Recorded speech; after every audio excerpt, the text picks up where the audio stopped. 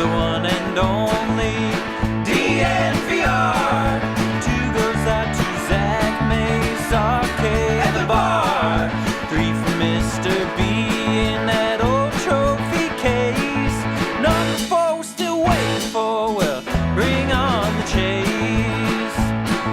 Out on the field at Mile High, Broncos win is our desire. Coupled with a break, brew and a friend, bleed orange and blue to the bitter end.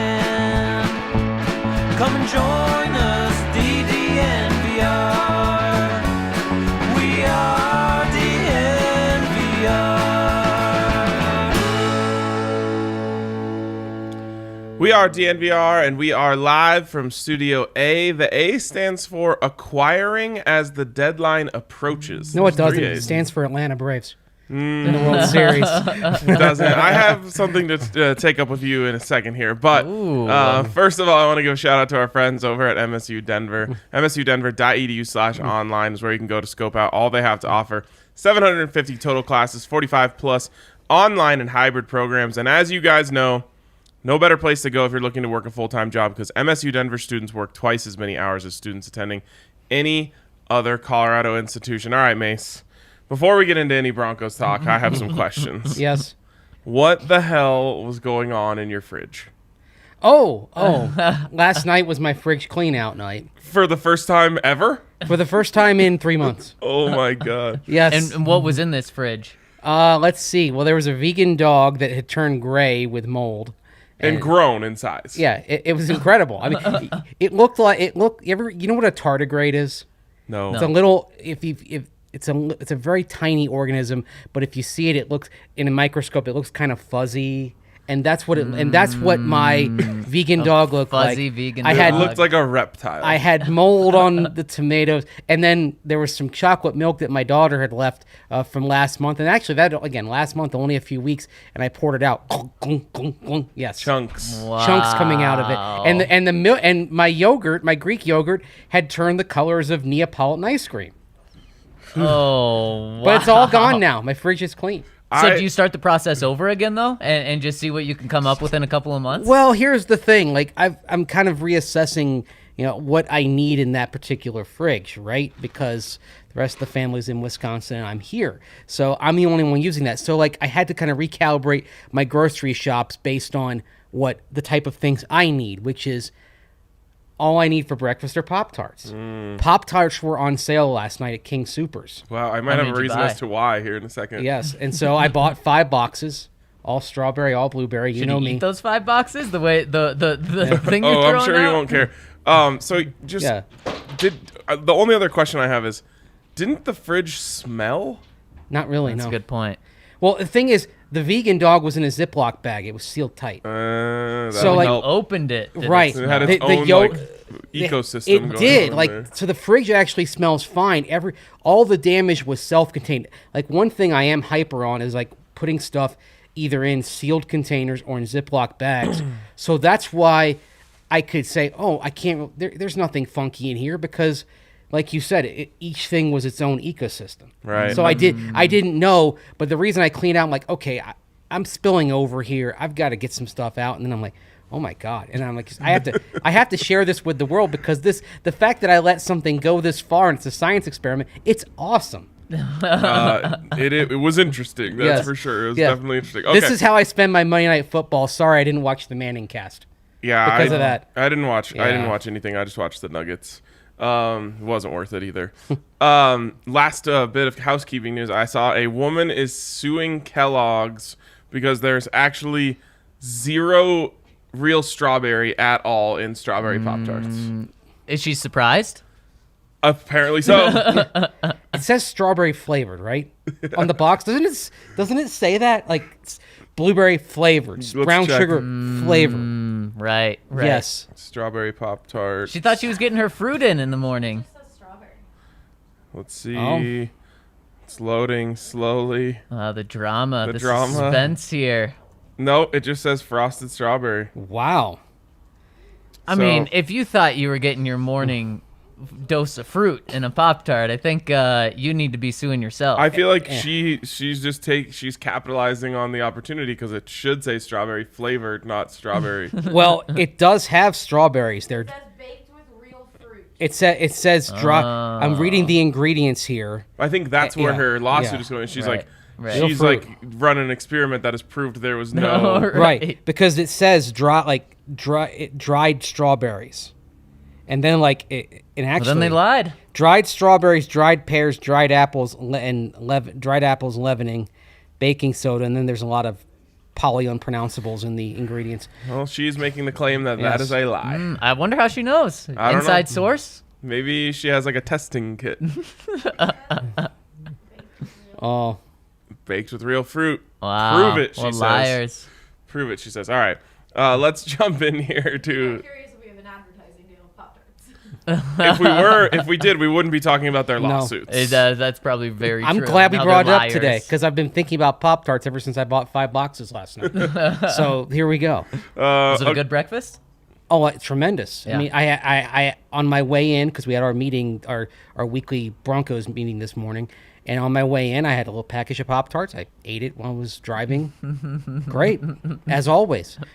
If you get the Pop-Tart flavor you like, and I like the fruit flavors, when are Pop-Tarts bad? If you get a flavor you love, they're never bad. I bet some Yes. people would say you don't even need a flavor you love. I tried the guys the s'mores and the things that y'all spoke of. No. Well, this is my breakfast right here. That's breakfast of champions. Yeah, it is. All right, let's jump in here because the last couple days in Broncos country have been really interesting. I think there's a disconnect. Well, I want to see what you guys think. I think there's a disconnect between the way we or the Broncos country as a whole sees this team and the way that George Payton sees this team.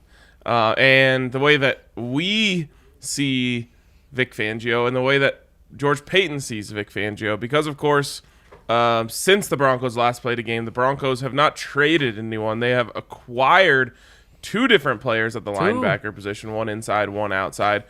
And Kenny Young, of course, the more exciting of the 2 acquisitions. A guy who Rams fans are saying, like, what the hell? Yep. We're Super Bowl contenders. Why would we trade this guy away? He's been extremely productive.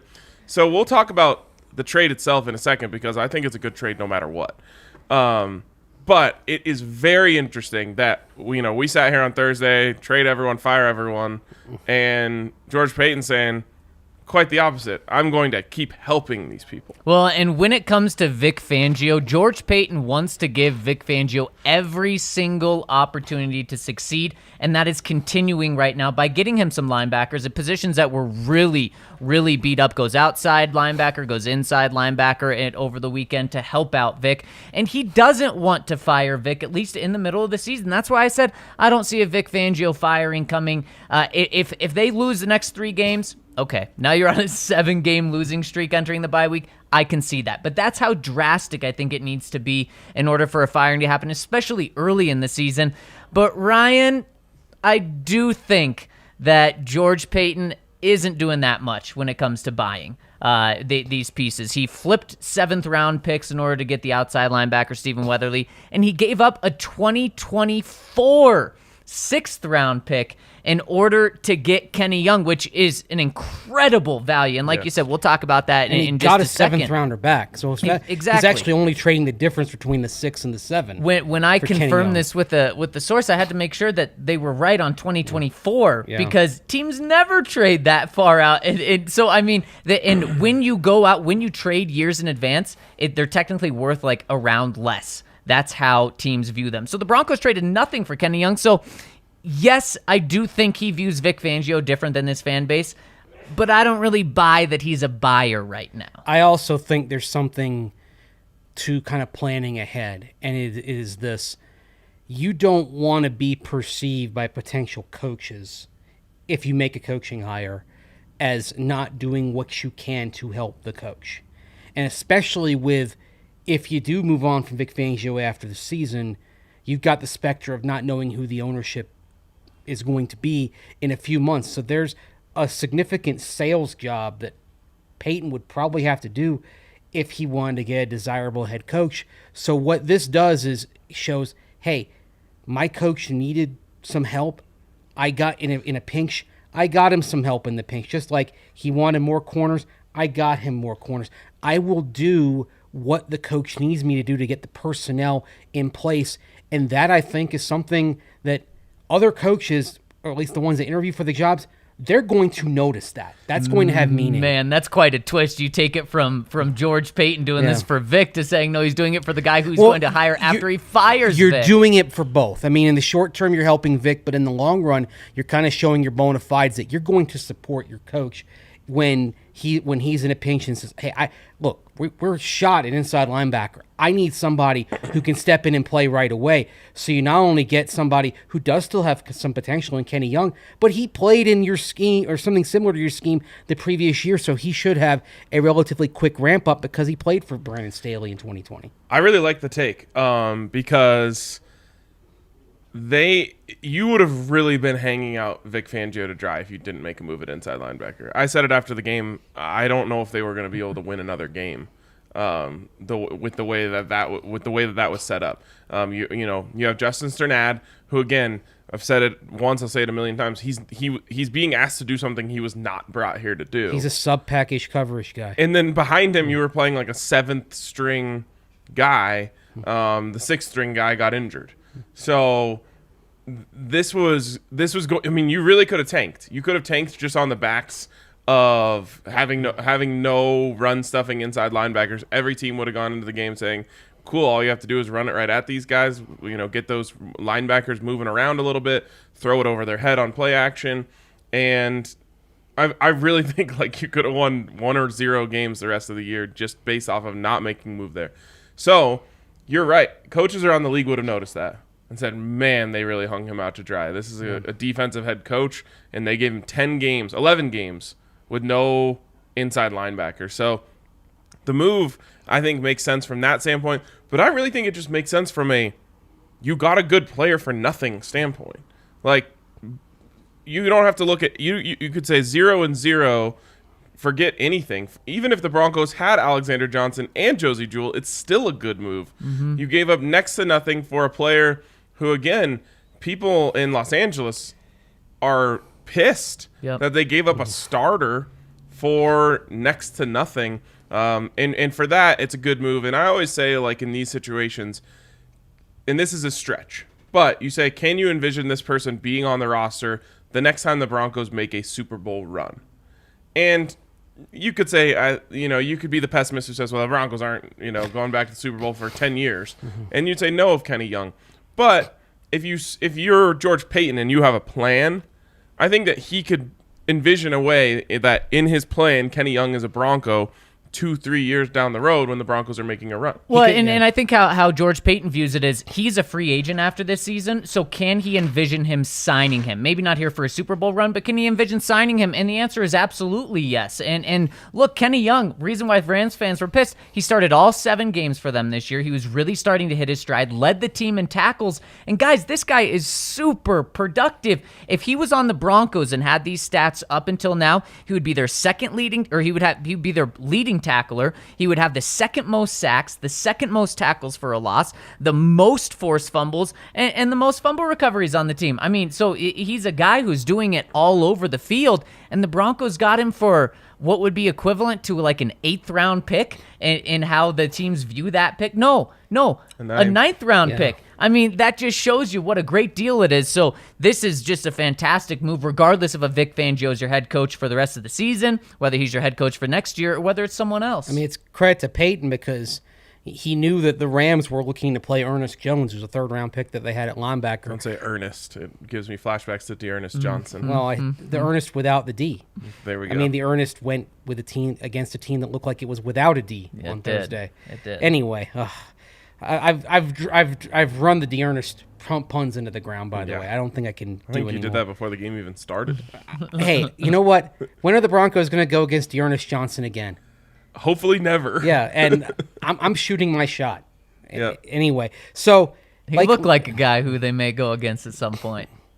Well, they'd have to make the playoffs. If he's no, they can play him next year or the year after that. Or he gets traded. I mean, if you're a team like I don't know, the Bills, or I realize they don't play them, but if you're the Ravens, already played them, but just teams that could use some running back help, I would be hammering the phone lines trying to call about Dearness. How Yeah, about you don't a- want yeah. the Chargers to trade for him. How about a team in the offseason puts together a Thunder and Lightning backfield of Dearness Johnson and Philip Lindsay, both of whom were at the Shrine game back in 2018. Yeah, Phil is Tough to make any Yeah, I know. reason for Phil right now. I having know. a tough time over there, but George everyone Payton's is looking right about that. Yeah, but I Yeah. mean the Texans are so bad. I think Phil would be a lot so more are Phil's productive. stats. So is all the running backs. No stats. one's doing bupkis down there. Yeah. So- And the quarterback stats and the defensive stats. Yeah. I mean, Anyway. they're all bad. I mean, it's yeah. really bad. But yeah, you have Ernest Jones, which is what started this sidetrack. Oh, right. And the Rams want to play him, and so you've got to kind of have the intel to know that, okay, they want to get this guy on the field. How do you kind of tickle their buying bone a little bit? I mean, you're basically giving up close to nothing to get something. I mean, it's a trade the Rams may come to regret, quite frankly. Yeah. I mean, it's you end up trading from a position of depth. How does it always work? It seems like You get an injury there the exactly. next week. Next thing you know, the Rams have an injured inside linebacker, and they want Kenny Young back, and it's not going to happen. And you give your Broncos defense a shot. I mean, a fair shot now. And Micah Kaiser, you should hopefully get him back in a few weeks. So now you can kind of look on the horizon and see Kaiser and Kenny Young and say that's pretty decent. And by the way, Kenny Young, another reason why the LA fans like him is he's a UCLA guy. So a He has lot a of the UCLA name. Yes. Yeah, that is true. It does sound like a very UCLA name, doesn't it? And so a lot of their fans have followed him for several years. I liked him coming out in 2018. I wanted the Broncos to pick him in the middle rounds. Went to Baltimore. Funny that most linebackers. places, yeah. Yeah, he didn't pan out in Baltimore, but then he gets to the Rams and he's been a perfect fit for them. So I mean, this is intriguing, and he literally might be taking a contract from Josie Jewell or Alexander Johnson if he plays well enough. Yeah, he very well may be, and both of those guys are going to be looking for new Right. deals after this season. And so you get Kenny Young, who could be in your future plans as well. And guys, you get Baron Browning back this weekend, which could really help. And then also, who else is coming off the injured reserve this week? Why? Jerry Jeudy? Yeah. Yes, but at the linebacker spot, oh my gosh, it's completely evading me right now. Maybe it is just Baron Browning, but there you go. Baron That- Browning, he's on the concussion list because he had Someone else is coming back. Why is this slipping my name? Why is this slipping my head right now? Anyways, you could have a completely revamped inside linebacker group this week. Yeah. This week because Micah Kaiser played with Brandon Staley, or not Micah Kaiser, Kenny Young played with Brandon Staley last year, and so he has Vic's defense down. And guys, we've seen guys come in on a Tuesday and play on a Sunday, and Kenny Young, the Broncos are don't have a desperate choice. for him. Yeah, they don't have a choice, so he'll be playing. And then if Justin Strnad was that bad last week, you can just use him in the role that you brought him in for, and that could happen as soon as this week. Now, I think Justin stays in there for a little bit. He's got the dot. He's got the green dot. Exactly, but I wouldn't be surprised to see this change where Baron Browning and Kenny Young are your two inside linebackers, and boy, how different that was from just a few weeks ago. And it's an opportunity for Baron Browning because we've heard, okay, they see him as an edge, see him as an inside linebacker. Given where you stand roster-wise, just set him at inside linebacker for the rest of the year and find out what he is. You there. have to. Don't move him around. This could be an opportunity for him, and an opportunity for you to find out more about him instead of shifting him back and forth. There's an obvious spot for him to play substantially, and look, if the Broncos keep losing games, they're probably going to start plugging more guys like Baron Browning in to find out what they have, making the use of the back half of the season. That's why I think we'll see Drew Lock if they continue to struggle. Maybe it's not that the coaches have confidence in him, but just, okay, let's find out what he learned from those couple months on the bench.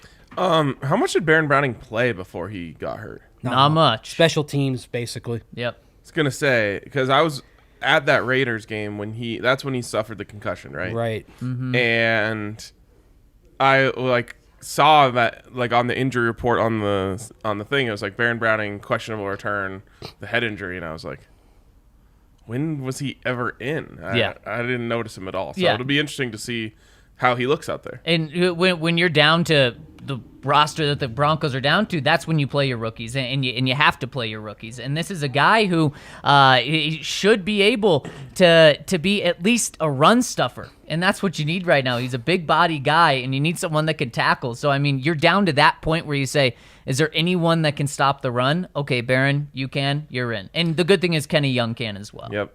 Yeah, I mean, those guys were just getting swallowed by the offensive line. They just need someone who can go in there and shed a block or two. Yep. Okay, so zooming out a little bit, to me, Zach, you said I don't think this necessarily means that they're buyers. You can only be one or the other. You can only be a buyer or a seller. I guess you could make literally 0 moves and be nothing. But right now, they are buyers. Or you could be both. Do you think that they could also end up being sellers? Yes, absolutely. Absolutely. And let's say they do get blown out this week against the Washington football team, which would be a nightmare. Then you're on a 5-game skid. And guys, I view this Washington football team more so as the first 3 teams the Broncos played, as in really bad, than these last 4 teams the Broncos have played, as in okay to really good teams. So if they get blown out by them, then you're saying we may win 1 game the rest of the season, and that's the Detroit Lions, and I like the heart Detroit's playing with. And now you'll probably realistically get a bounce here or 2 and end up winning a couple of games, but George Paton would have to look at himself in the mirror and say, I have a lot of guys on expiring contracts after this year, and a lot of guys that are players right now that probably won't be around. It would be, he would not be doing his due diligence and doing his job properly if he didn't at least explore trades around these guys. Washington's basically the Giants at this point. And it stands to reason they played a tight neck-and-neck game that was decided by the slimmest of margins back in week 2. They're basically the same kind of team, right down to the fact that Washington, when it's feisty, can play a very good team tough. They played the Chargers tough in week 1. Oh, I mean, you look at the score and say 24-10, but then you look and say, well, they had the ball inside the 5-yard line twice in the third quarter and went for it and didn't get it. And one of them was Taylor Heineke not knowing that the give yourself up rule has changed in the last few years. Hated that call. I did too. I mean, the rule, it was based on how the rule is written, it was correct. But it's terrible because you're diving clearly forward. Not giving himself up. He's trying to get into the end zone. Exactly. But that's the kind of margin that separated Washington from that, and also Chris Blewett with a bad kick from being tied or even beating Green Bay at Lambeau Field. This is it's a 2-5 team. It's not a good team, but if the Broncos aren't properly motivated, if they're not, if they're not playing hard, if they aren't not playing with some spirit, Washington at 2-5 is playing with a lot of spirit and intensity. Mm-hmm. Did you hear what their kicker said happened to his kick? He blew it? No, he said the wind blew it. Well, it was a breezy day in Wisconsin on Sunday. I can attest to that. So, yes, there's something to that. Yeah, I mean, I think Washington is a little better than maybe you're giving them credit for, just based off of what I saw in that game against the Packers. They definitely gave them all they wanted. So you think they're closer to the Steelers or the Giants? That's actually because I think they're closer to the Giants. Somewhere in between. They're all kind of the same team, and the Broncos are in that class too. They sure are. That lower mid mid-tier, lower mid-tier class. The Steelers handled them. Yeah, they are below them in that tier, I would say. Yeah, but they're all in the same general group. And look, I mean, in the end, came down to the Broncos having a chance to tie in the final seconds. So the one that we've heard so far is Kyle Fuller. That's the one name that has kind of been rumored being out there.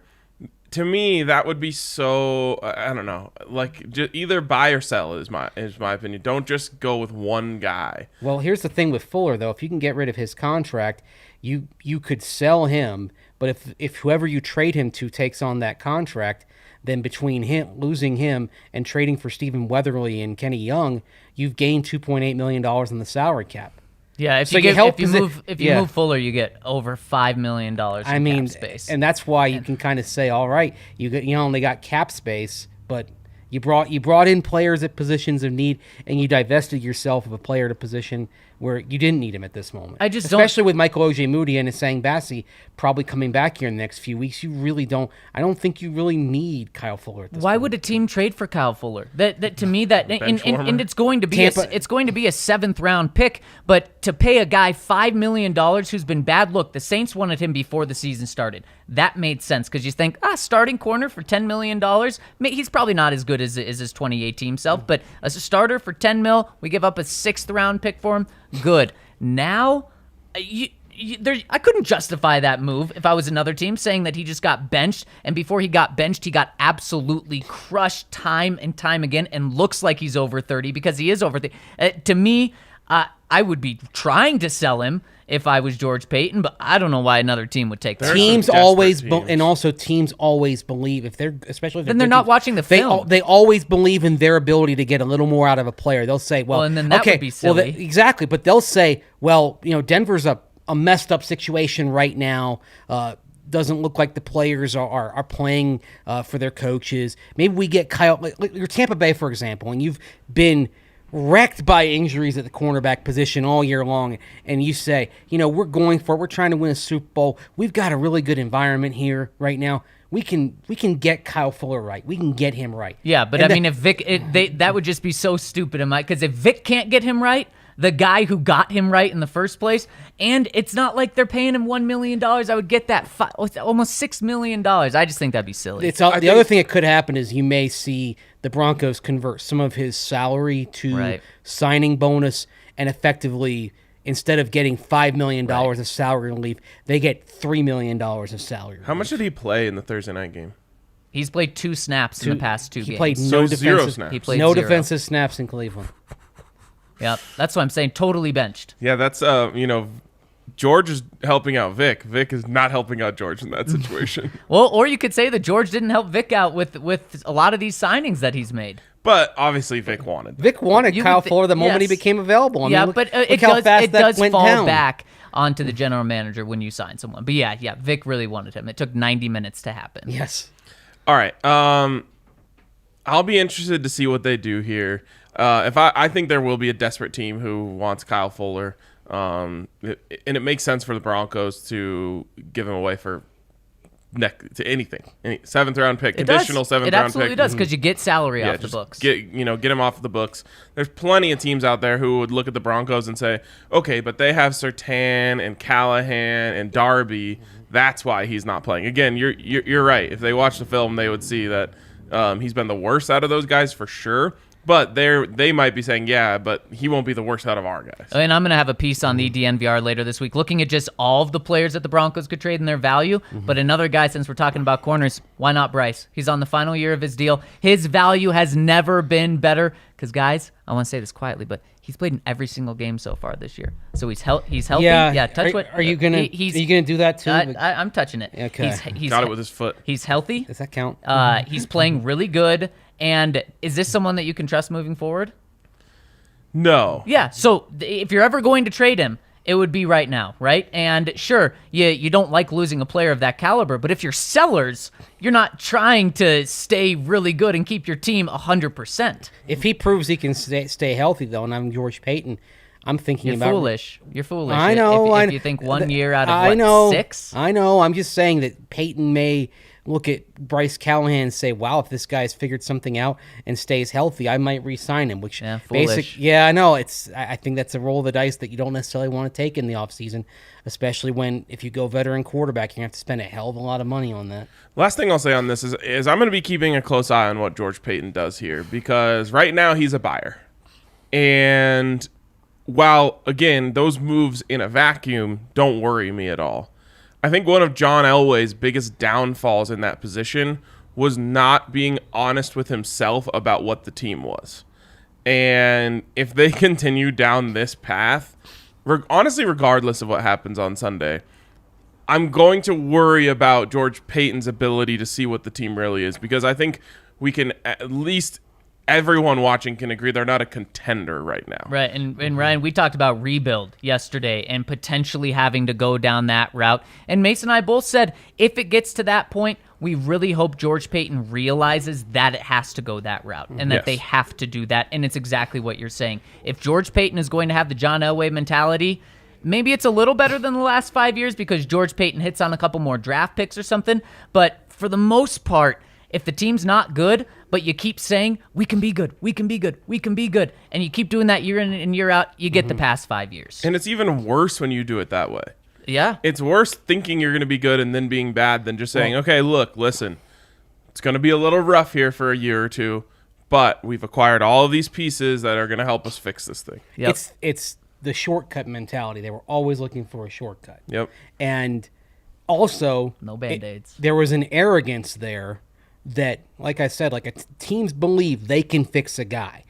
They trade for Joe Flacco in 2019 because they believe their scheme and their environment is going to tap into what Joe Flacco was several years earlier and get him back to that level, despite 4 seasons of declining form as evidence that Joe Flacco wasn't going to get to that point. But it's that kind of in the bubble arrogance that you get, that you believe, oh, we can fix this guy. And I think this is where George Paton, I want him to kind of have the outsiders, to continue to have the outsiders' eyes on this. He did say, even when they were making all these signings, that the team still had a lot of holes to fill.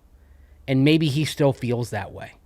And if he's realistic about it, especially if they lose on Sunday, then I think maybe you'll see more deals than as sellers than we expect. Yeah, you very well may. But guys, we got to get to our DraftKings Sportsbook pick of the week, and I absolutely love this one. Guys, I'm branding this the Fur-O Ofer parlay of the week. We all know what an Ofer is. It's when you haven't won a game, right? Yes. The Fur-O, it's when you haven't lost a game. You got something, and then the O.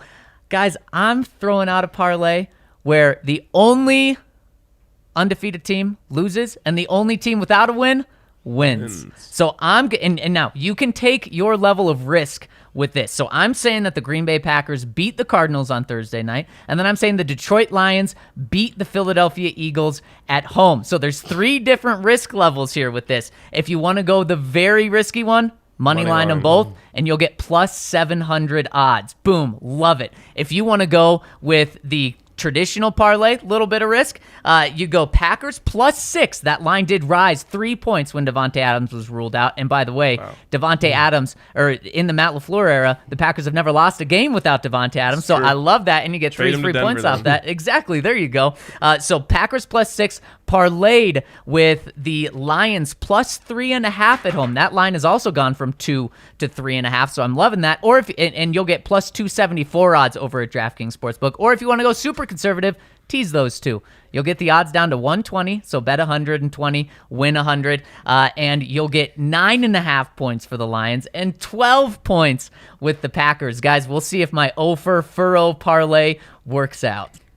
I love it, though. You earned yourself an invite on the Bet Show. You got a name for your parlay. That's beautiful. All sorts of different risk factors. We're going to have you on this week. I'm keeping it simple. It's the last, maybe the last week I can do this, unless the World Series goes 6 or 7 games. And that is over-under for the strikeouts for the pitcher opposing the Atlanta Braves. You got Framber Valdez on the hill for the Astros tonight. The over-under on strikeouts he'll have is 4.5. As always, take the over. I don't know why I'm so compelled to do this, but I have to defend your team right now. Yes. People are saying like you're left between the cheaters and the racially insensitive chants, and I'm like, well, the Astros were the ones who actually cheated. Like, those players are the cheaters. Right. The players on the Braves have nothing to do with any of that. The only thing is, it's the organization continues to encourage the tomahawk chop. That's the one thing where you're like, okay, I would look, as a Braves fan, that's embarrassing. It needs to go. It needs to go. I agree. I don't want to go down a whole path with that. But what I'm saying is, the players are the ones who get to win the World Series. Of course, the organization and the fans do too. But the Astros, those players are the ones who literally cheated. There's just no way you can cheer for them. Right. I mean, They don't even deserve to be on the field. The only guy that you can really cheer for with the Astros is Dusty Baker, their manager. Fair enough. That's who true. came in after the fact and somehow the last couple of years basically kept that team together. And even though they haven't been able to cheat, look, we're That we know of. Yeah, we're seeing now they didn't need that crap. Yeah. Maybe They're a legitimately talented team. that makes it even worse. Yes, does. It they really It's didn't- like does. James Harden. Like I'm just like, It's like Barry Bonds. yeah, You but didn't like need the steroids. Yes. James Harden, I'm like, dude, you're good at basketball. You don't need to do all this BS Yeah. trying to trick the refs into giving you fouls. Right. So Yeah, I felt like, okay, well the Braves players, I'm rooting for them, And as because a- they didn't do anything wrong. and as a Rockies fan, you should be rooting for Tyler Matzik of course, because that's I don't just think- a phenomenal story. I don't think anyone is rooting for the Astros. Some Yeah, people, but there's some are. Oh my goodness. And they're All right. saying it's because of they do the tomahawk chop, all that stuff. Oh my yeah. goodness. all right. Yeah. But it is embarrassing. As a Braves fan, I'll say it. It's embarrassing. I'm gonna go the conservative route on this show, but you'll know when I'm here at the bar tonight. I'm gonna go the more aggressive route. Nuggets +7 tonight in Utah against the Jazz. Nuggets absolutely laid an egg last night. They looked terrible on offense, and they're on the second night of a back-to-back. Of course, everything going Utah's way, Yep. but the Nuggets defense has been spectacular thus far this year. Not a single team has scored 100 points on them to this point. I think the defense stays to the level it's been, although it'll be a little bit tougher against the Jazz. And I think the offense just makes shots tonight, and I think they're able to keep this game close all the way down. What to I the like wire. about that a lot, Ryan, is you're not going to get Nuggets +7 ever Any other this time, season. yeah. So I really like taking that when you can. And of course, you got to get in on DraftKings Sportsbook. Ryan's talking about the conservative line. If you want to go Nuggets money line Plus tonight, 240. +240. There you go. You can find all of these over at DraftKings Sportsbook. If you want to bet on Mace's Braves to win, you can do that over there. And guys, if you bet $5 on any NFL game this week, they'll give you $200 in free bets if your team wins. That's all you have to do. Place $5 on any team to win in the NFL this week, and if they win, you get $200 in free bets, which you can use right away. So use it for Thursday night's game plus $5 bet. Once your team wins, Green Bay Packers, then you will have $200 in free bets to use on Friday, on Saturday, on Sunday. Get in on the action and make sure to download the top-rated DraftKings Sportsbook app now and use promo code DNVR when you sign up to get this deal. And make sure to check them out. Download that app, and you must be 21 or older. Colorado only. New customers only. Restrictions apply. See DraftKings.com/sportsbook for details. Gambling problem? Call 1-800-522-4700. All right, fellas, I'm down to Dove Valley. All right, we're going to let Zach go here. But while he's heading out, I'll remind you, I mentioned the bar. I'll be down here at the bar tonight watching the Avs and the Nuggets. That's a perfect time to remind you that every game's a watch party here at the DNVR bar. The way that it works on nights like this, thankfully the Avs and Nuggets are staggered. So we'll get the full Avs game. And as soon as the Avs game is over, we'll switch the game sound over the Nuggets. They'll always, of course, if there's a game on, be at least a couple TVs on. So while they're overlapping, we'll have a couple TVs going on the Nugs. But like I said, every game's a watch party down here at the bar. And I just have to say, like, I will personally promise you that our food is good. Like, you know, sometimes you go to a bar and the food's not very good. Everything I've had on our menu is legitimately good. The nachos are good. Every single burger is good. I had a hot dog. That's a recent addition. I had one of those the other day. Have you That had the was club really level sandwich yet? good. Of course, the club sandwich That's is... the goat of the menu right now, I think. I think so, too. And I think a lot of people agree with you. So come on down. Enjoy a 22-ounce member beer for the price of 16. Have yourself a club sandwich or another one of our great items, and watch the Nuggets and Avs tonight or any night that those teams are on. We'll even have the Rapids going on Wednesday night. So come hang out. We always appreciate seeing you guys. And if you see one of us here, just come say hi. We're always down to chat Broncos or whatever else with you. Yeah, and I'm glad you mentioned the Rapids because no matter what, like even if there's another bigger game on, there will be a TV with the Rapids whenever they play. Yep, and we Every have time a they play good a little match. crew of people Yes. that come down and watch the Rapids here. We always appreciate hosting them. And yeah, I mean, the Rapids are nice. Well, they've clinched the playoff spot. Yep. Gonna be playing some big games here coming up as the weather gets cold. Also want to tell you about Ball Arena. That's ball as in the all-new or newly renamed Ball Arena, as in the aerospace technology company, and as in the world's largest aluminum can and packaging manufacturer. Of course, I've got an aluminum can right here, and Ball needs help. They need people to work at their plant in Golden. They're looking for production technicians, and they have other roles because they need to make more cans. In 2020, Ball made over 101 billion cans. That's billion with a B, including this one that sits in my koozie here on the DNVR set. So they're hiring production techs to make even more aluminum cans because they are high on aluminum. It is infinitely recyclable, which means you can use it over and over and over again as long as you do the right thing and recycle it. The demand for sustainable aluminum beverage cans is greater than ever, and if you've consumed a beverage in a can, it's usually from a Ball aluminum can. So check that out. They need people to help make those products. And of course, Ball has a great workplace. If Zach were here, he'd tell you about his Aunt Julie, who works over at Ball's facility in Golden, and how much she loves working there. And you can get in on that at Ball. And here's how you do that. You check out #WorkAtBall online. And to apply for a position at their aluminum can plant in Golden, text Golden to 77222 or go straight to jobs.balls.com and search for Golden. That's jobs.ball.com, search for Golden, or text Golden to 77222 to be unstoppable over at Ball. All right, Mace. By the way, I think, remember the linebacker that Zach was referring to? Jonas Griffith. Remember him? He was one friend. Yes, my name is Jonas. Yes, one of the guys they brought in for special teams help at the roster deadline a couple months ago. Kind of like him. Yeah. But I don't know, it might be a tough ask asking him to go out there and play in Vic Fangio's defense. Yeah, exactly. And I think once you get Mike Kaiser back from this groin injury, if you can get him back, I think you'd like to see Kaiser and Kenny Young, both ex-Rams in there at inside linebacker. Yeah. I mean, you're going to get a healthy dose of Sternad. I think they still believe in him to develop at that position. They want him to, I think he was better. He was better actually against the Browns than he was against the Raiders, in my opinion. So we'll see what they do with that. All right. A lot of questions today, so we're going to do 2 full segments of questions here from the listeners. And the first one here comes in from Jason17. 2 questions for y'all. First of all, who pulls off a mullet the best? Zach Stevens, Drew Lock, or Noah Fant? I'm glad that Zach isn't here to defend himself. We get to do this one without him. Yeah, I'm going to nominate myself, not because I ever had a mullet, but my driver's license picture from my college years, the way the shadow hit behind my head, it looked like I had a raging mullet going down the back. And so somewhere I have to find a picture of that. So I'm going to nominate myself, even though I never actually had a mullet. There's an image of me that looks like I have a mullet. And I saw that, and I'm like, boy, if I was willing to put the maintenance into that thing, it would look spectacular. But I'm too lazy. I like short hair. Okay, the problem here is Zach and Drew Lock both have the same thing going where like they have the very clean-shaven face. Yeah.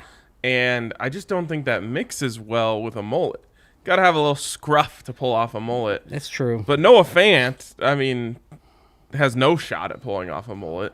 It's a great question. I'd probably just go Drew because he has the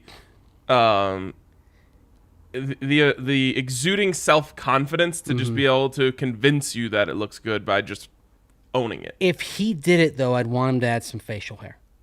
Yeah, right. Like, I want him... I just don't know if he can grow facial hair. Keep it tight up top here. He's got kind of the crew cut going on right now. So keep that. Let it go down the back. So I mean, you really got to look there from him. And then... I don't want to say like a huge thick beard, but maybe just like a kind of pencil thin beard, or just like some shadow. Yeah, let it come in. I think he could do it. It's gonna be a bad look for all 3. Next one's from Omaha. Bad as in good, or bad as in bad? Bad as in bad. I'm so hyped you guys are on board with my Lane Kiffin to the Broncos take. Okay, we're gonna talk about this in a second, but I'll finish the comment. I watched Ole Miss beat LSU on Saturday, and I'm that much more dug in on this. In fact, I've now begun only living in a world where Lane Kiffin and Matt Corral are coming to Denver as a package next season. Think about it. When the group fronted by Peyton Manning purchases the Broncos this offseason, Peyton's going to get Eli's opinion on his buddies from Ole Miss. Do you think Eli's going to sell them a bit This needs to get done. I cannot overstate how much disdain Lane has for the Raiders. Go back and read all about how that went down. It got ugly, and Lane didn't want Jamarcus Russell. So give me that guy so that we can rub it in Raiders fans' faces every time Lane sticks it to them. I love this world. It's so much sunnier over here. I do like the fact that he'd want revenge on the Raiders. Just every like time. Mike Shanahan. Exactly, and we know how that worked. The sell that's you got me from absolute no to one notch above absolute. I no. would take Monty Kiffin, who is still very spry as a defensive consultant. Okay. And I would take Matt Corral right now as well as a quarterback of the future potentially. So It's a fascinating universe to live in. Was this designed as like a Cliff and Kyler type of thing? Is that Kind how it of came that up? Cliff and Kyler, and we nearly had this in Miami if the Dolphins had hired Brett Bielema back in 2012, as he reportedly laid out in his interview with the Dolphins. Bielema, then the head coach at Wisconsin, had Wanted said, Russ Wilson. I'm drafting Russ Wilson. That's my QB plan." You know, as And much the of a- Dolphins weren't down with that. Again, how close have the Dolphins come to having Drew Brees and Russell Wilson over the years? And then they had Ryan Tannehill, as it turned out, in their lap, and they just find a way to fritter these possibilities away. Yeah, as much as Brett Bielema is a fraud, he probably would have been fine with Russ Wilson. Well, it's all about the quarterback. Yeah. He might literally still be coaching the Dolphins if he'd gotten down there and had Russ Wilson. That's of course. That's the thing. I mean, Vic Fangio, if he can't get this thing turned around this year, 3 years from now when he's on vacation somewhere, he's going to be sitting there at a bar saying, "If only I had a quarterback." Well, because that's what it's about. It is, and that's what the Broncos coaches that have come and gone before him feel as well. Yeah. But But Lane Kiffin, first of all, the press conferences and the post-game interviews will be fabulous. I just think Absolutely fabulous. I'm pretty much I'm 90% out on college to NFL coaches. But he has been an NFL head coach. And it was an that's the thing. abject failure. Yeah, Mike Shanahan didn't do very well with the Raiders. Not as abject as Lane Kiffin did. Didn't result in Al Davis breaking out the overhead projector to explain why. But at least you have somebody who has been in the NFL environment and understands the vagaries of it. It's the shticky stuff that doesn't work in the NFL, and he is that. He's this, like goofy kind of jokester, shticky, get the guys to buy into his whatever. In college, that stuff works in college. I just don't think it works in the NFL. Yeah, He's also a bright offensive mind, though. he is. Yes. He is. And of all the options, I don't hate it the most, but it's a stretch. It's a stretch in my opinion. This combination, if you had to sell me on a college coach, this kind of package deal is the sort of thing you could sell me on. And again, the fact that he has been in the NFL is why I would put this ahead of, say, the Luke Fickell, Desmond Ridder package from Cincinnati. Mm-hmm. Even though I'm really intrigued by Ridder. Fickell may take that SC job anyway. I first of all don't love the quarterbacks. Corral is intriguing. He's but fixed the glitch from last year. His big thing last year was one mistake became two or three in a hurry. And so he's gotten past that, what I would say is Jameis Winston disease, because Jameis had that problem at Florida State, that he couldn't get himself out of a spiral. Corral's gotten past that, to his credit. It's good. Good leader. Yeah. Good. Makes all the throws. I'm not out on anyone yet. I'm just not in on anyone at the quarterback position yet. And I'll tell you. Well, I'm out on Spencer. And I'll say this: we've talked a lot about Sam Howell. I had a conversation with someone yesterday who said maybe Sam Howell could be that Dan Marino arc. Dan Marino, for those who are old enough to remember, when he played at Pitt in college football, his senior season wasn't great. And he went from being regarded as right there neck and neck with John Elway going to the 1983 draft to where Elway went 1 and Dan Marino went all the way at number 27.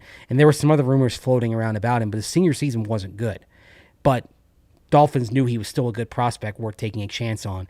Sam Howell has gotten his feet back under him as he's gotten used to the new array of running backs and receivers he's working with at North Carolina. I don't think he's going to go number 1 overall, but if the Broncos are sitting there with a mid-first round pick and they're thinking quarterback, the value might be right for Sam Howell there. All right, we got a couple super chats. Let's hit Yep. these really quick. These are going to be the only 2 super chats we get to, so don't leave any other ones. From Logan, Even though we Bono- appreciate all of them. Yes, we do appreciate them all, but we also got to get to the comments from our members. Logan Beaumont here says, "What's up, guys? I've finished my Broncolorian armor for Sunday. I'll be at the tailgate as well, and I think I did a pretty good job. Hell yeah. You can go over to dnvrlocker.com right now and buy your tickets for the tailgate. You can also buy your tickets to come to the DNVR bar around 10 a.m. and hop on the bus at 11. We'll bring you over to the tailgate, and then it'll bring you back to the bar after the game. It's a really fun way to experience the game. In fact, I would say it's the best way to experience the game. So can't wait to see the Broncolorian armor. I can't wait for that. Hopefully you'll be there when I'm at the tailgate. I think I'm going to need to get not a selfie, an Ussie. An Ussie, yes, as they say in Ted Lasso. Yeah. Collection connection. All of Ted's stats are from short passes, even being dead last on third. Fangio's worst coaching decision was starting him. With Drew, we would be 5-3. I don't. Well, first of all, they wouldn't be 5-3 with either quarterback. I don't They've think only so. played Either. 7 games. Oh, I think they'd have the same record with Drew as they would with Teddy. They just get there a different way.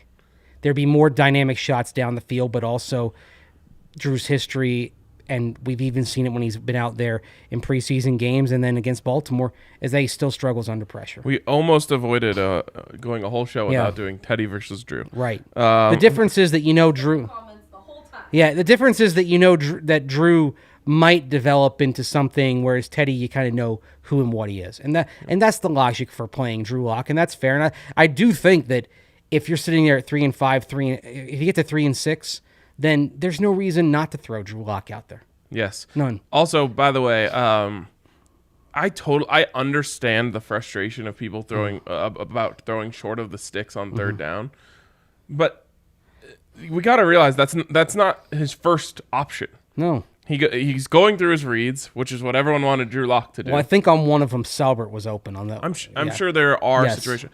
But the flip side of this, third down in the red zone, 3rd and 9, I believe, from the 9. Teddy doesn't see anything open in the end zone, checks it down to Melvin Gordon. Melvin makes a play, scores a touchdown. Yeah. That is the reason why, instead of just throwing it into coverage, you check it down and give your guy a chance to make a play. I'm not saying I endorse the idea, but there's a reason why it happens. It's because most of the time no one's open. Derek Carr checks it down a lot too. Sure, he did a lot this weekend. Yeah, but you see what his pass catchers do. Yeah. Hunter Renfrow makes that lunge and keeps his knee and elbow off the ground and just gets to the sticks. And you see, Foster Moreau fighting for extra yards. I mean, his targets are doing a better job of fighting through contact for those extra yards than, for example, Noah Fant is. Fant has got to do better at that. He's got to fight harder for those extra yards when he's hit. What's the point of being 6'5", 250 if you can't move a defensive back backwards, or 6'4", 250? We never see Noah Fant even attempt. It's not necessarily his fault. You've never even seen him attempt a contested catch. Right. So what's the point of having this big guy out there if he can't make anyone miss?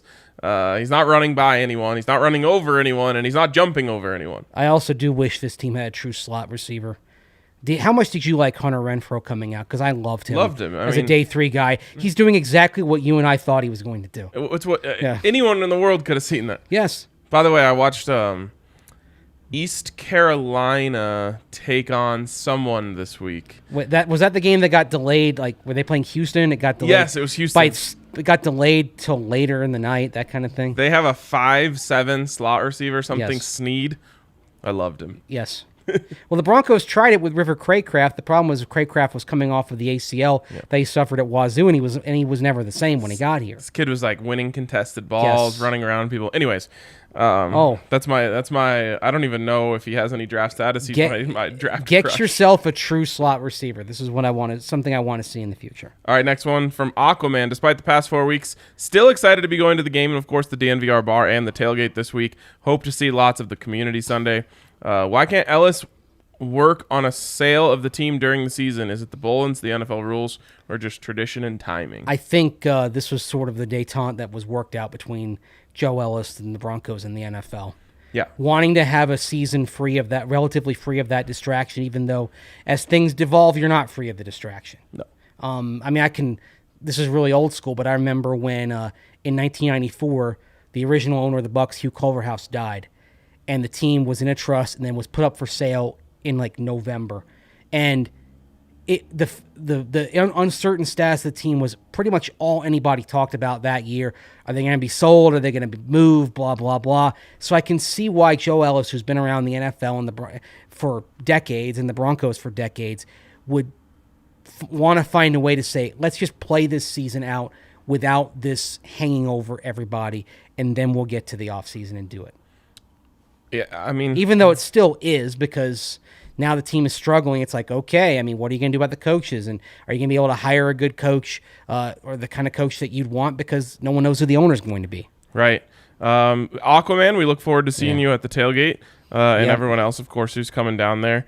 And before we move on, Mace, want to give a shout out to Sexy Pizza, the official pizza of the DNVR tailgate. This stuff is absolutely delicious. I always show up there, like having come off the tailgate show, riding over there. I'm starving by the time I get over to the tailgate, and then I just house like 6 slices of Sexy Pizza. And Do you feel sexier after you have sexy pizza? I would say so. There you go. I would say so. That's yeah. all the reason to eat it. Exactly. It's soul-fulfilling pizza. Ooh. And So it makes you feel sexy and it fulfills your soul. right. Well, when it Wow. fulfills your soul, that's when you feel so sexy, because The you feel confidence just so- exudes from you. At that Right, point. exactly.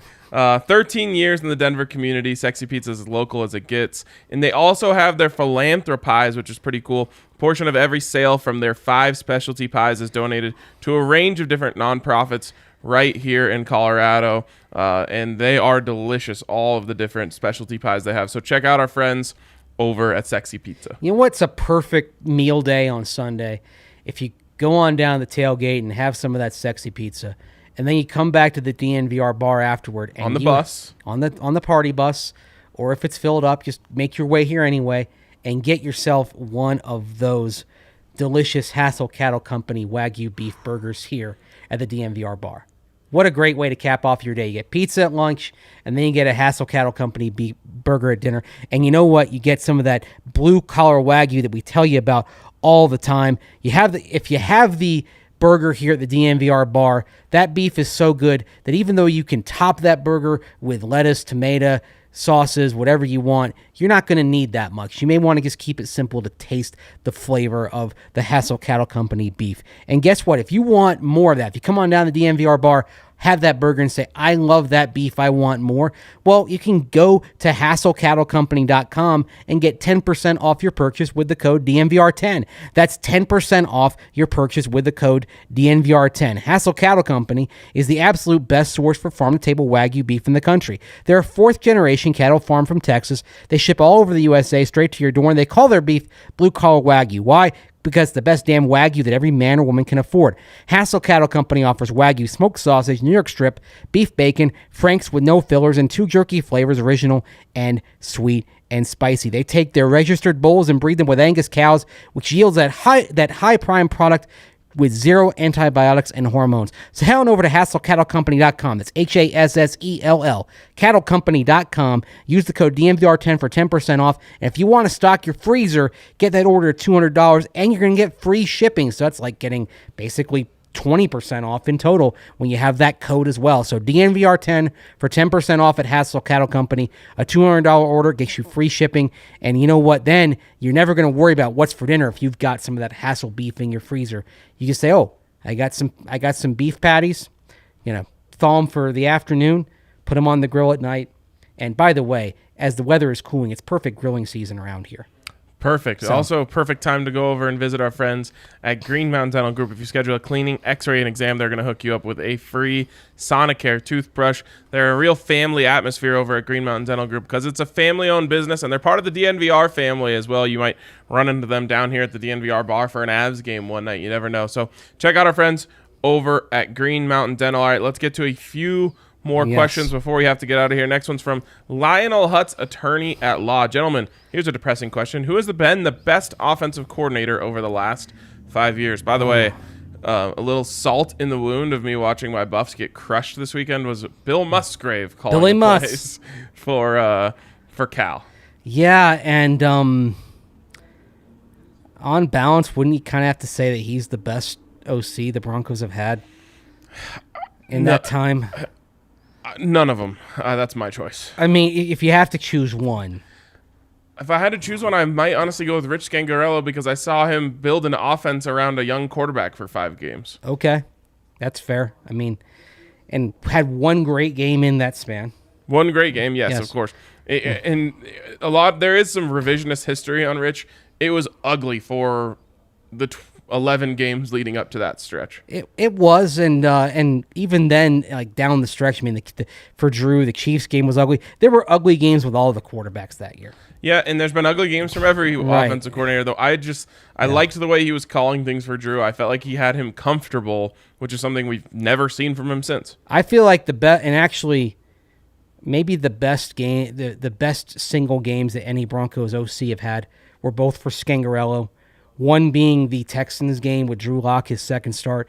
The other being Brandon Allen's first start. Yep. Absolutely no business winning a game with Brandon Allen at quarterback that day. Against and they did. Baker Mayfield, right? Yeah, Brown's defense, which got a lot of pressure. I mean, there was one where Brandon Allen just stood there courageously, got trucked, Yeah. and made a throw. Yep. So you know what? Maybe And they should have won the Vikings game the next week. You kind of brought me around to it, but because with Billy Muss, he never got the memo on play action. Case Keenum functions reasonably well in play action. You guys talked about it. I know we talked about it on Orange and Blue, and they never did it. No, they never did. Didn't understand it. All right, from Endak Logan. Hey, guys, long time no comment. Hope all's well. After yesterday, I cannot watch this team anymore. I might have to wear a blindfold on Sunday just to get through the game. The Broncos have had a lot of injuries these past few years. I remember when Kubiak was our coach, he would give the guys rest days and give guys more days to recover. Does Vic do anything like this? I'm just wondering why there's double the amount of injuries than there normally is for this team.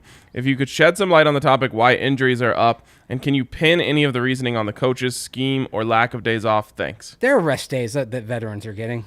I will say, if there's one thing that players just absolutely always raved about with Gary Kubiak is they said he takes care of us. Mm-hmm. He is always taking care of our bodies. He's thinking of us. He wants us to be healthy as long as possible. I've never heard anyone say anything like that about Vic Fangio. He did not believe in the physical practice. Like I think Vic Fangio give off days, but when they put on the pads, he wants a physical practice. Whereas Gary Kubiak is a disciple of Mike Shanahan, and Mike Shanahan picked this up from being in San Francisco. Even though Bill Walsh was not coaching there, the Walsh influence was still everywhere. And the non-physical practices and the value of them goes all the way back to Bill Walsh not wanting to beat up his 49ers back in the 80s. And Kubiak's directly on that lineage. Yep. So that's where he got that from. And so there's something to that. Yeah. And then now we kind of see it going to another level when you have someone like Sean McVay who says, I'm not even going to put my starters out there in the preseason to save the wear and tear. And the players remember this kind of stuff. Yeah. It's important to them. Next one here is from the Appalachian Duke. What's up, friends? You got to tell me about this tailgate party bus. I'm coming out this weekend and doing the game completely DNVR style. Already have my party bus pass purchased. But what's the skinny on the time to be at the bar? Since it's Halloween, is there going to be a costume party before, during, or after? Even though we're not a good team, I'm still really looking forward to this. Plus, I get to see Manning inducted into the Ring of Fame. Go Broncos and go DNVR. Yeah, that'll be fun to have Peyton go into the Ring of Fame on Sunday. We are doing a Halloween party on Saturday night, so I don't know if you'll be out here in time for that, but that's when we're going to do our costume party at the DNVR bar. As for the bus, the doors open to the bar at 10 a.m. If you want to come in then, you can watch us do the tailgate show, which has been really fun to do in front of a live audience this year. Andre starts screaming and stuff, and everyone gets entertained by that. So you can hang out from 10 to 11. The bus leaves at 11 and takes you right over to the tailgate. Yep, that's the way to go. If you want the full day, that's the best way to go. And then you just make sure if you've had a cup too much to drink, you just get an Uber back home from the DMVR bar and you're set. What more could you want? Next one's from Coach Tobin. My guys, everyone talks about the Broncos could have had Josh Allen, Lamar Jackson, Russell Wilson, Dak Prescott, the list goes on. If they were indeed Broncos at said time, would they have been used and coached here as they are where they're at? I truly don't think so. I get the hindsight, but you've also got to look into everything going on. Dolphins could have had Herbert. He's not the same in Miami as he is in LA. Just a thought. You know what? If you have any of those guys, you're changing the way that you operate. If you have any intelligence, like for example, Dak Prescott, I think would have done well in the Gary Kubiak offense. Oh, yeah. I think Prescott would have been fine. Russell Wilson would have developed behind Peyton Manning. Russ would have been fun. Russ would have been fine. Josh Allen, I think that first year it might have been just okay, but then I don't think you would have seen Vic Fangio be the coach. You would have probably hired an offensive-oriented coach for Josh Allen What in 2019. offensive-oriented coach was hired in that cycle? Zach Taylor. Oh, Cliff Kingsbury. Cliff, there you go. you could have hired somebody who's clearly doing a very good job with the young quarterback. Lamar Jackson, I loved Lamar Jackson. The Broncos, because of John Elway and how he perceived quarterbacks and he wants to see them under center, would never have picked Lamar Jackson. If they would, hopefully they would have not tried to jam the square peg in the round hole, because the reason Lamar works is because Greg Roman and John Harbaugh said, we're building this around your skill set and your strengths. Yep. But I do. Yeah. I think there's something to be said. Dak Prescott, remember, he came into the league and was instantly behind the best offensive line in the league. Yeah. That did him wonders. He's handing off to Zeke, protected by a great offensive line, and I just think that did a lot for his development as a rookie. Russell Wilson, yeah, I mean, you would have had him sitting behind Peyton for 2 years. You would have created a monster. Yeah. So I understand the sentiment. I would worry the most about Josh Allen and Lamar Jackson. I don't think I don't trust the Broncos to have developed. That's those guys fair. I think they properly. would have gotten things right definitely for Josh Allen pretty quickly. I think they would have figured that one out. Kubiak, how do we have the best O-line coach in the league and still have the worst offensive line? People want him as the interim coach when Fangio is fired next week, but he came to his current job. Might as well make the interim coach Tom McMahon if we're going to bleep coaches. Well, they don't have the worst offensive line in the league. They don't. And actually, in spite of how frustrating things are, it is a much better offensive line than it was when Munchak got here. I would guess that at least 20 fan bases across the NFL think that they have the worst offensive line in the league. Yeah, because it's one of those things where it's about there aren't a lot of numbers, so it's kind of about feeling. Mm-hmm. Oh, my guy's getting shredded. Then you look around, a lot of guys are getting hit. Well, and I've been saying this for years. I think it's a problem that football faces. Yeah. Is the best athletes are going anywhere but the offensive line. There's just it's a lot easier to make your money on the defensive line. Mm-hmm. You're getting freak athletes like Kayvon Thibodeau becoming an edge rusher, and you've got the big clunky white guys trying to block him. It's a problem for football. I think they need more young special athletes to want to play offensive line, and most of those guys are going to the defensive line, and it's creating an imbalance in talent in the trenches. Guys want stats, right? Where's the big stat for the offensive line? Unfortunately. The only stat they really keep is pancakes, and no one even talks about that. Right. Or just, okay, you didn't give up a sack in this game. Right, lack of sacks. Exactly. But here's the thing, you can win your matchup 19 times out of 20, and if you get beaten on the 20th, they're like, okay, you suck. Total. It's a thankless position. Exactly. It's completely unfair. Yeah. So. And I don't think it's getting any better. I just think the athletes are getting more and more crazy on the edge. And the other thing is, this is true for all teams. More sacks are on the quarterback than most people realize. Yeah. And you talk to some offensive linemen, and you learn from you ask them, you'll learn from them just how and why sacks are often on the quarterback. They're on pre-snap reads. They're on you didn't diagnose something properly after the snap. You went too deep in your drop. Like one of the things that came up, and I saw this mentioned today on Twitter from some Chiefs reporters regarding Patrick Mahomes, is his drops are too deep right now. The line is playing better, but he's not. But he's dropping and too deep, and he's drifting. And that's messing up the pockets, messing up what the O-line is doing. I am silently and quietly enjoying watching the Chiefs so much, but I'm not. Yeah. So many people are just jumping on the opportunity to dance on their grave. I do not have the confidence to do that. You know what? The Colts went 6-10 in Peyton Manning's fourth year as a starter. The Saints had a cluster of 7-9 seasons with Drew Brees as a starter. It's not Tom Brady in his career is the unicorn, but Aaron Rodgers has had some rough seasons for the team as a starter. So just because the Chiefs are down this year doesn't mean they're going to have a sustained down patch with Patrick Mahomes. But it only gets tougher for them after this year It because does. his cap hit skyrockets. They are- Next year it's in the 30s. Right. The year after that's in the 40s. They have to draft better. They have to draft and develop better than they have. And frankly, they have not drafted and developed as well since they fired John Dorsey. They've got some defensive talent in the draft. Yeah. But it's clearly not coming together. Right. All right. If watching the Chiefs fail is making you smile, maybe you want to go and see our friends over at Green Mountain Dental Group. They'll get that smile nice and pearly and white. And when you schedule a cleaning, x-ray, and exam, they're going to hook you up with a free Sonicare toothbrush to keep you smiling all the way through the season. They, like I said earlier, they're part of the DNVR family. They're a family-owned business. They're going to treat you like family when you come over there. They're going to give you a call if you have any work done. Make sure you're feeling good afterwards. Those are the types of people we like to have supporting us, and we support them as well. So check out our friends over at Green Mountain Dental Group. If we didn't get to your question today, just copy it over to tomorrow, and we'll try to get to it then. But we appreciate you guys for tuning in, and we'll talk to you tomorrow on the DNVR Broncos podcast.